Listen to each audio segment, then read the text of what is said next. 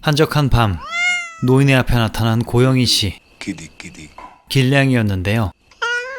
갑자기 눈빛이 변한 노인은 고양이에게 무슨 짓을 하려는 건지,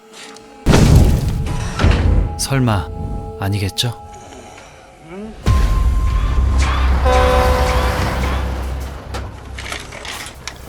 몇 달 전 비 오는 밤, 한 소녀는 버스에 오르는 노인을 보게 되고 이 만남이 모든 사건의 시작이었습니다. 학업도 외모도 우수한 촉망받는 소년 보든. 최근 열중하는 일이 있었는데요. 이웃 주민의 뒤를 캐는 거였죠. 이 집에 살고 있는 노인 아서 댄커였습니다.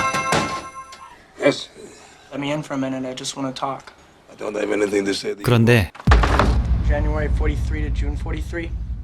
2차 대전 독일의 나치 아니냐며 묻는 소년. 그가 악마 같은 수용소장 쿠르트 듀센더라는 확실한 정보를 수집해왔답니다. 사진은 물론이고 채취한 지문들까지 일치한 거였죠. 되려 사생활 침해로 신고한다며 협박해보지만 그럴 수 없었죠. 그는 진짜 나치였기 때문입니다. 소년이 신고를 안 하고 직접 온 이유는 바로 당시 수용소의 참상이 궁금했기 때문이었습니다. 일단 신변 보호를 위해 엄포를 놓는 똑똑한 꼬마. 그렇게 소년은 이웃 할아버지에게 책을 읽어준다는 핑계로 드나들며 끔찍한 당시의 상세한 얘기를 듣습니다. 그땐 흥미로웠을지 몰라도 대화 뒤에 둘에게 남는 건 악몽 같은 잔상이었는데요. 그렇게 자주 다니니 식사 초대를 하라는 부모님. 소년의 온 가족과 대화를 하는데 뛰어난 화술을 뽐내는군요. 역시 소름 끼치는 인간. 그렇게 둘의 어둠의 대화는 이어져 나갔습니다.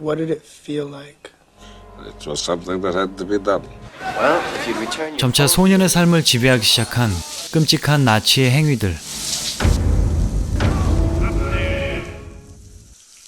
그러던 어느 날 선물을 준비한 소년.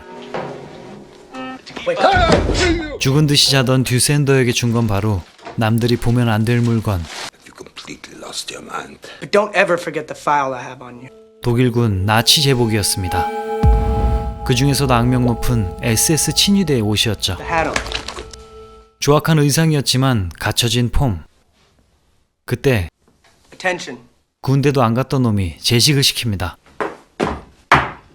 개빡치지만 시킨 대로 할 수밖에 없는 듀센더.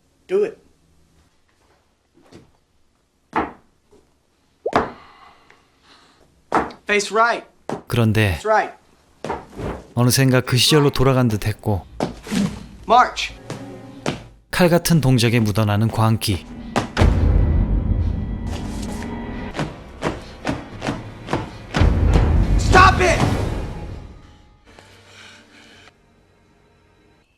그날 밤 듀센더는 이렇게 각성하고 말았던 겁니다. 40년간 억눌러온 광기를. 그와 맞물려 최고 우등생이었던 보드는 추락의 길을 걷고 있었죠. 마찬가지로 숨어있던 어둠의 본능을 표출하기도 했습니다. 그에 따라 얼마 후 학부모 면담 요청이 들어오는데요. 부모님에게 안 들키는 방법이 있었는데 바로 듀센더가 직접 출두하는 것. 할아버지인 척하며 상담 선생과 해결 방안을 모색했죠. 잘했던 녀석이었기에 지난 성적에 정정 기회를 준다는 로스. 아니 상담 선생님. 그런데 이건 듀센더의 독단적인 행동이었고 화가 잔뜩 난 보든. 그런데 이젠 보든도 협박할 입장이 아니었습니다. 나치와 오래 내통한 게 알려지면 그의 인생도 끝장일 게 뻔했기 때문이었죠. 이젠 서로가 서로의 약점을 잡은 상황. 결국 자신이 살기 위해 보드는 피나는 열공 모드에 들어갑니다. 듀센더와의 연결고리도 끊고 싶었죠. 모든 걸 제자리로 돌려놓고 싶은 보든. 하지만 장난감 취급받던 노인은 최후의 시한폭탄을 선사합니다. 소년과의 모든 일을 은행 금고에 보관해놨다는 것. 자신이 죽게 되면 모두에게 공개되는 거였죠. 소년이 자신을 죽일 상황에 대한 보험이기도 했는데요. 늙어 죽거나 사고사를 당해도 밝혀지는 겁니다. 그렇게 몇 년이 지난 어느 날, 완벽히 일상을 찾은 소년은 다시 총망받는 우등생이 되었죠. 그리고 술을 사가던 노인에게 들러붙은 노숙자 한 명. 뭔가를 아는 눈치인데요. 그에게 술과 잠자리를 제공하는 듀센더. 하지만 건드리면 안 될 사람을 건드린 숙자 아저씨. 마무리를 지으려던 그때 심장 발작이 오고 말았고 몇 년 만에 전화에 헬프를 치게 됐죠. 거절하고 싶었지만 죽으면 금고가 공개됩니다. 편지를 핑계로 일단 가보는데 아주 쌩 난리가 났던 상황. 소년에게 뒤처리를 명령하는데요.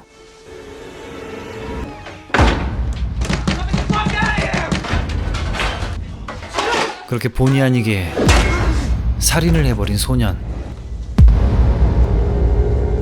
일단 모든 상황을 수습해야 합니다. 또다시 착한 모범생이 돼버렸군요.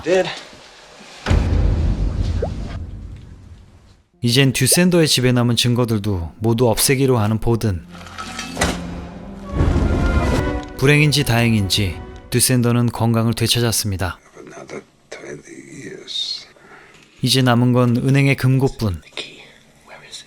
근데 그건 사실 혼이 담긴 구라였고 진정한 작별을 고하는 두 사람. 그렇게 집에 가려는데 말을 걸어오는 옆자리 환자. 덕담도 주고받으며 편히 잠에 들려던 그때 그의 뇌리에 스친 악몽 같은 저 얼굴. 그는 수용소 생존자였던 겁니다. 다음 날 그를 찾아온 각 기관의 요원들. 둘러대기엔 이미 늦은 상황이었죠. 이제 끝인 걸까요? 졸업식 날 인사를 하게 된 상담 선생님. 그때 상담한 건 할아버지가 아니었다는 사실을 알게 됩니다.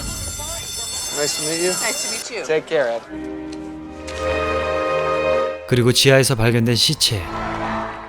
이로써 40년간 도망쳐온 악마가 잡히게 되었습니다.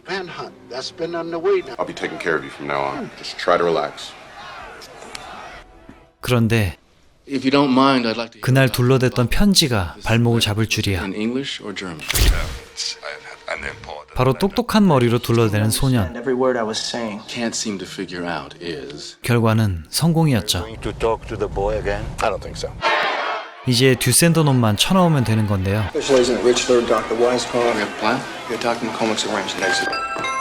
그때 보든을 찾아온 상담 선생님. 아주 곤란했지만 보든은 되려 이빨을 드러냅니다. 이제 본성을 드러내기 시작한 어린 악마 보든.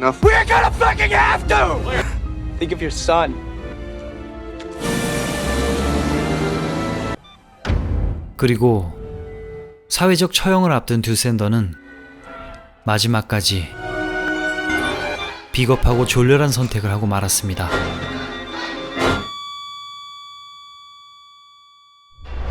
(1998년작) 죽음보다 무서운 비밀이었습니다. 쫄아서 숨어 살던 나치 전범 노인네가 맹랑한 꼬맹이에게 정체를 들키고 검거될 위기에 놓이자 졸렬하게 생을 마감한다는 내용의 영화. 또 스티븐 킹의 1982년 소설을 영화화한 작품이었는데요. 사계라는 시리즈 중 여름편입니다. 4가지 계절 중에 봄은 쇼생크 탈출, 여름은 죽음보다 무서운 비밀, 가을은 스탠 바이 미로 영화화되었죠. 감독은 브라이언 싱어입니다. 가수가 아니라 왜 감독을 하고 있는지 모르겠는데요. 사생활 같은 게 꽤나 말이 많은 사람이지만 굵직한 영화들을 꽤 만들었죠. 이 죽음보다 무서운 비밀 바로 이전 영화가 95년작 유주얼 서스펙트였고 바로 다음 영화가 2000년작 엑스맨이었습니다. 이번 작품도 원작 소설을 읽어보았는데요. 이건 뭔가 장르 자체가 다른 느낌이었습니다. 영화는 순한 맛, 소설은 꽤나 매운맛이었죠. 대부분 비슷했지만 전개와 결말에 다른 점이 몇 개 있었는데 소설 속의 소년 보드는 상당한 사이코패스로 묘사됩니다. 시종일관 부모에게 반발심을 가지며 툭하면 죽이고 싶다는 망상을 하죠. 그리고 제복을 입은 뒤 각성하게 되는 듀샌더. 되살아난 그의 악마적 본성은 극중 고양이 한 마리를 죽이는 데 그쳤는데요. 소설에선 고양이와 강아지로 시작해 동네 노숙자 불황자들까지 끌어들여 연쇄적으로 살해하는 엽기적인 행각을 보입니다. 그리고 그와 같은 성향을 보이는 꼬마 보든. 이놈도 길거리의 불황자들을 묻지마 살해하는 연쇄살인범이 됐죠. 둘은 어떤 협의나 작당도 하지 않았지만 같은 시기에 범행을 저지르고 다닙니다. 서로를 알아본 듯 상대를 각성시키고 본성을 끌어낸 뒤 두 명의 악마가 되어가는 것이죠. 엔딩 역시 다른데요. 듀샌더는 영화에서처럼 긴박한 순간에 링거줄로 자살을 행하는 것이 아닌 수면제로 천천히 어찌 보면 허무하게 죽음을 맞습니다. 그리고 상담 선생으로 나왔던 프렌즈의 데이비 쉬머. 영화에선 강력한 협박을 받아 도망치지만 소설에선 각성한 보든에게 총을 맞아 살해당합니다. 그 뒤 악마 그 자체가 되어버린 소년 보든은 총알을 챙긴 뒤 도로 근처 풀숲에서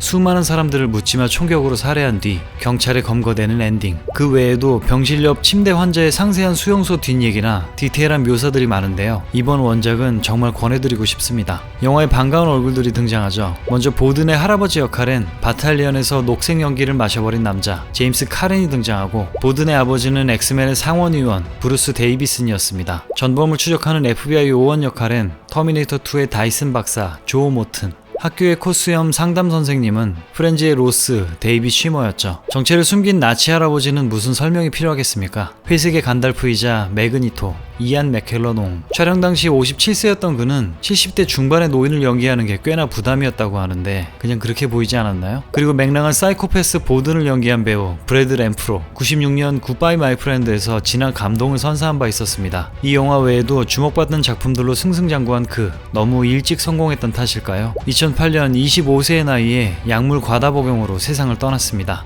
부디 모든 전쟁이 사라지길 다시 한번 바라보며 리뷰를 마칩니다. 오늘도 봐주셔서 감사해요. 다음 영화는 코미디입니다. 안녕.